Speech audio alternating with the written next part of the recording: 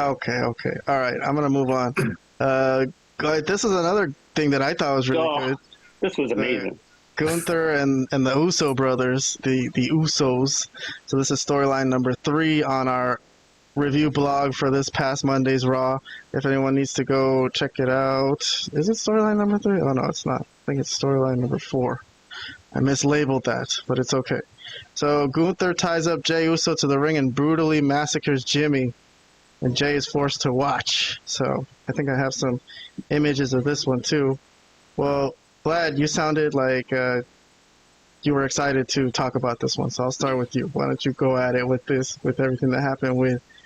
well, Jimmy slapped freaking Gunther last week, right? Oh, yeah. So and then they set up Gunther versus Jey this week, but they had that scene at the beginning where it was kind of dramatic. Reminded me of the Bloodline stories, when they were... Jey went real close to Jimmy and said, "Hey, I know you're all confident, but be careful, man." I knew that kind of foreshadowed something was going to happen. So after Gunther beats Jimmy, he lays the beating on him. Well, I think first it looked like he was going to leave, right? They had this whole long thing where Gunther left, and then they were helping Jimmy to the back, and then Gunther laid the beat down. So, all right, Vlad, what did you think of this then? Well, it was amazing. It was great. I loved it.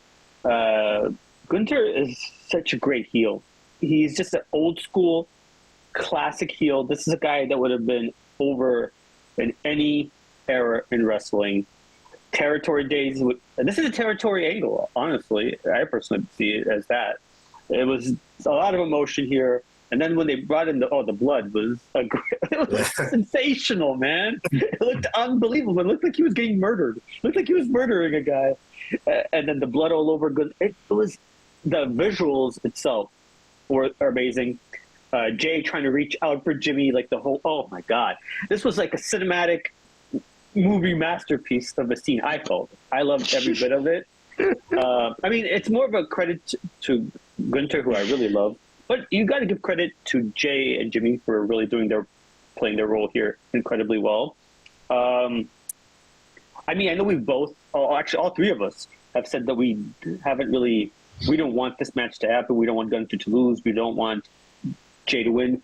But for the most part, this has been one of the better angles as far as like the lead, or at least the best build-up overall, I feel, to... well, I mean, yeah, Cody and, you could say about Cody and Cena as well, but I feel overall, just week to week, this has been the best. So, yeah, tremendous stuff, and I'll leave it at that. All right, well, Robert's review here kind of seems to make a little sense, even though it was an April Fool's gimmick review, this blew his mind, but this could be a mind-blown segment. Well, this is pretty damn good. Okay, my actual review would have been 2 thumbs up also. Yes, all right. Yeah, so, yes. So even though I still stand by my disappointment of Jey Uso winning the Royal Rumble, right? I'm just reviewing this segment on its own. This was terrific. This was really, really good. The build up for the match has been awesome. Yeah, cool. So despite my disappointment of Jey winning, this was great. Yep. I agree. I was disappointed with some of the build so far, but this shot it to the moon. This is pretty. Hey, you're all released. If you want to hang out with me while I mention my honorable mentions, I think Raw, Penta calling Braun Breaker stupid because he accidentally speared him. What are you, stupid? Okay. Drew McIntyre's eye patch. It's just fucking awesome. He got slammed onto the car. Well, he got slammed onto the car, like windshield on his back. What does that have to do with his eye? But okay, I'm with. He said he had the glass wind in his eye. It made a ton of sense. Okay. I love it. I'm digging the whole thing with Damian. I even thought Damian's promo was pretty good. Mm-hmm. This was sad. KO was actually really injured. We were talking about this on our review today, on our blog post. I actually got a thought later afterwards, thinking like, was this how they should have done this, or should they have tried to run an angle? Like, Jay White broke his hand on AEW, but off camera, they said Death Riders attacked him sometime in between the show, right? No, that's stupid. That's dumb. That's stupid. They can say Randy Orton showed up, or they couldn't do an angle where it wasn't that physical, where he could have took some kind of bump. Yeah, went away for a while. They could have probably found a way to write him off, but with actually showing him, I don't know, get jumped or something. I don't know. Yeah, they could have found a way to do it. How did Jade get written off when she got attacked by Naomi? They just showed her lying on a car. No, what I meant is the Jay White thing was stupid because they never showed it. That's what I meant. That's what. Well, they never showed the Jade thing either. They just showed her. At least they showed her, but at least they showed her on top of the car. They didn't show anything from Jay White. Yeah. I'm like, we have. He was attacked by the Death Riders, but or Death to AEW or whatever that name of that group is, but they never showed, like, they didn't have video of it, so it was kind of pointless to even mention. When they have something like that, when they say something like that and there's no video, it's kind of pointless. It's a stupid thing. That's what I meant by stupid. As far as what if they could have done with Kevin Owens, yeah, I think they could have done something where Randy actually like injures him, and then cancels the match because he injured him so badly.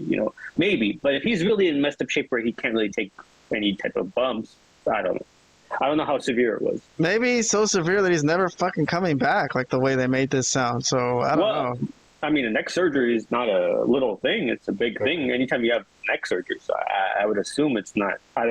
He might not. I mean, hopefully he comes back. I'll just leave it at that. Well, he takes a lot of really super serious bumps that me and you have kind of shamed wrestlers for doing lately, because we're just the one at the Royal Rumble with Cody Rhodes. Yeah, I mean, dude, it's like we enjoy wrestling, but I don't enjoy hearing about people getting hurt. Nobody wants that. Like, just we want the storylines, we want the freaking promos. I don't need them falling on their head. You know what I mean? They can just throw a worked punch and it'll be just fine. Well, and now of course he doesn't have this WrestleMania match that it was supposed to be. It's a big match for anybody. I mean, it's a WrestleMania. It's a match at WrestleMania. So yeah, it sucks for him. And this is a long-standing feud that stemmed from the bloodline and the feud with Cody and everything. That they have to put on hold or basically cancel. So kind of. I think it's canceled. They can't come back and hate each other again after this. I think it's over. Yeah, I agree. Especially if he's going to be gone for a long time. So of course. All right. One other thing I'll mention was I like the way Nick Aldis booked Naomi and Jade, where he's like, "I'm booking you guys for WrestleMania." It was like so obvious, but it was like, "Yep, okay, there you go." Good stuff from them. I like Naomi. I think she's been doing well as a heel. Oh yeah.